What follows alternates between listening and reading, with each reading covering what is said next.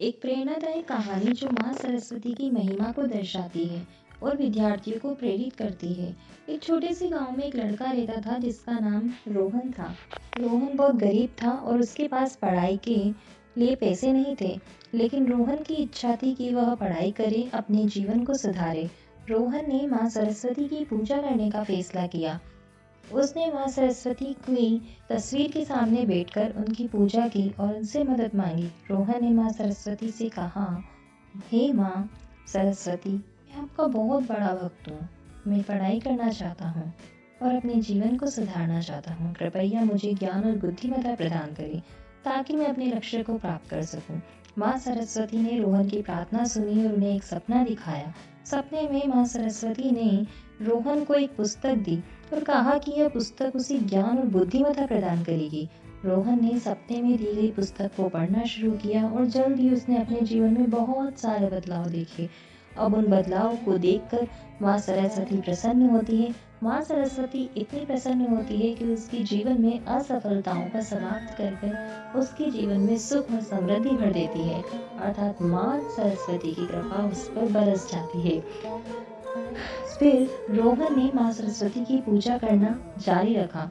सुख समृद्धि आ जाने के बाद भी उसने माँ सरस्वती की पूजा करना नहीं छोड़ा।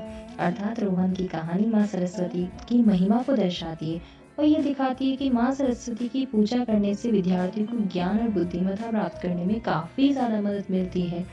माँ सरस्वती की पूजा करने के कुछ आसान तरीके हैं। आप किस तरीके से आप माँ सरस्वती को प्रसन्न कर सकते हैं? आप सबसे पहले ये कर सकते हैं कि माँ सरस्वती की तस्वीर के सामने बैठकर उनकी पूजा कर सकते हैं। आप माँ सरस्वती के मंत्रों का जाप कर सकते हैं। आप माँ सरस्वती को फूल, फल और अन्य चीज़ें चढ़ा सकते हैं।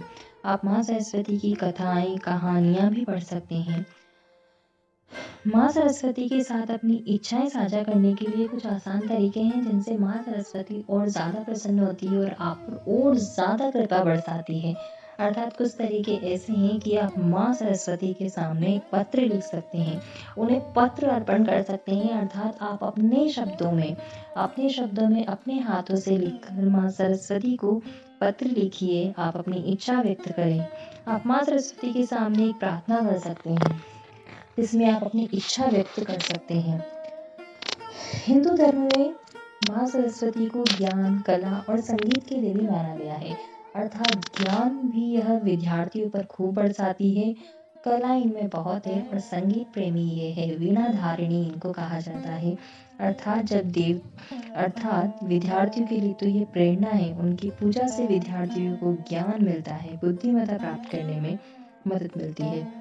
क्या आपको पता है माँ सरस्वती का जन्म कहाँ हुआ था? माँ सरस्वती का जन्म समुद्र मंथन के दौरान हुआ। जब देवताओं और असुरों ने समुद्र का मंथन किया तो माँ सरस्वती समुद्र से निकली, तो उन्होंने भगवान ब्रह्मा को अपना पति चुना।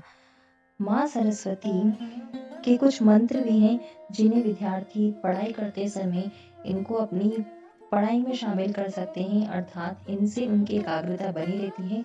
आप इन मंत्रों को ध्यान से सुनिए। तो पहला मंत्र है ओम ऐं सरस्वत्यै नमः। अर्थात इस मंत्र का जाप करने से एकाग्रता में वृद्धि होती है। दूसरा मंत्र है ओम सरस्वती नमस्तुभ्य वरदे कामरूपिणी। अर्थात इस मंत्र का जाप करने से विद्यार्थियों में तन, मन, शक्ति और धन की वृद्धि होती है।